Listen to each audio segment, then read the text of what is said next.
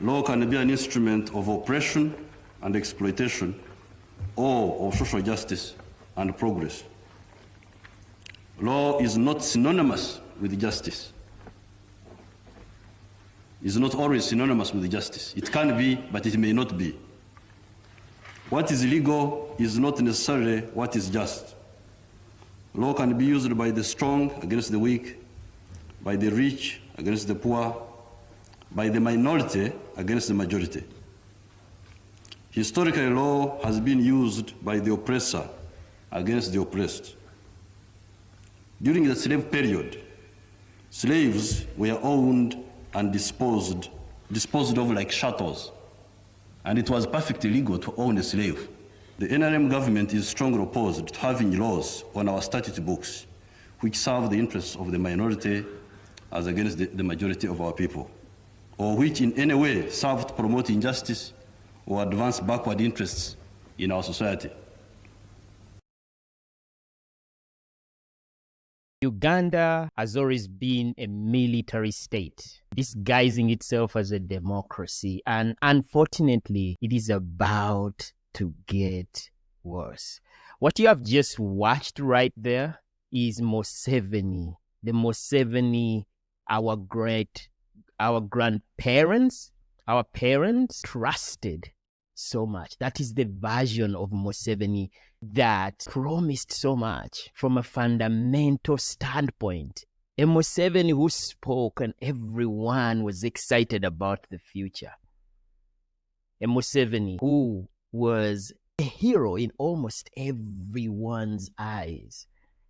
I mean, this man supposedly had just liberated Uganda. We were looking on the horizon and expecting that this was our beacon of hope, and that we were not supposed to be reverting back into those times that this man had just saved us from.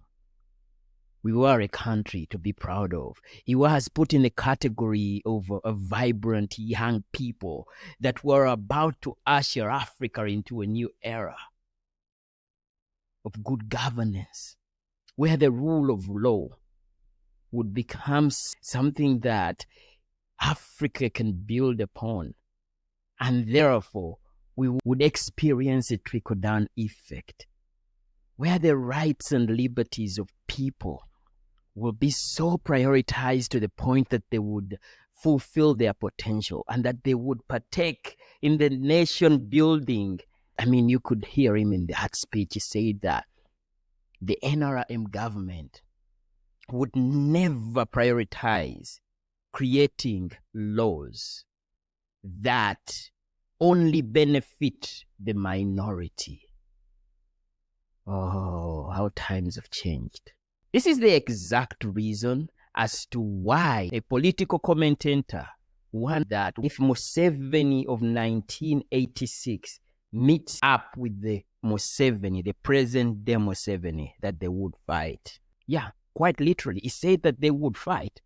This is because it highlights such a deception that Ugandans have had to contend with for now close to 40 years. If you do not know, like I said, we have always been a military state, disguised as a democracy. But now it is about to get worse. They have tabled a bill in Parliament. They have tabled a bill in Parliament. They are about to table multiple bills in the Parliament of Uganda. And these bills, like it has always been, from extending the presidential term limits, which was limited to only 2 presidential terms, to make it limitless, where Museveni can always stand whenever he decides. He has to always decide this. It's expected that he will stand. That was a bill serving a minority. And then, of course, when they removed the age limit, meaning that because now he had come of age, he realized, oh my goodness, I still want to be the president. I still need to hold on to power. It was a scene in Parliament that had never been seen before, where parliamentarians fought. Money was switching hands, especially for those who were in support of the removal of the age limit. Now, because we are moving into another election whereby Kyagulanyi Ssentamu declared that this is going to be a protest vote. It was indeed witnessed in the by-elections of Kawempe, where Museveni looked at the example of a protest vote. Ugandans standing their ground amidst violent clampdowns of opposition supporters, standing their ground and making it impossible for the NRM candidate to rig that election. So, of course, he has witnessed what's to come in the 2026 elections. And he has started making leeways that will make it so impossible for the people to stand their ground. Meaning that if you are found in any way donning party colors of the opposition, now you will be put in front of the court-martial. Yes, the bill of the UPDF is going to make it possible for any civilian to be tried in a court-martial. Now, for those of you who do not know the definition of a court-martial, it is a mechanism through which serving officers of any country are supposed to be disciplined, to be kept in check. But not for Uganda. Uganda has been trying its citizens court-martial, mostly those that align with the opposition, simply because they wear the red beret and the red overalls, party colors of the National Unity Platform. Now, any closed black shoes, Kaunda suits, as I have seen in what has been tabled right now in Parliament that is about to be discussed, is going to be classified as the property of the UPDF, the armed forces. It is the monopoly of the armed forces. Even pistols, handheld guns that civilians can also carry by law, that is the monopoly of the UPDF. Private security also carry arms, but that is now a monopoly of the UPDF. It is one of the most controversial laws, but we should have seen this coming. We know that Museveni is not going to sit back to allow the resistance of the opposition.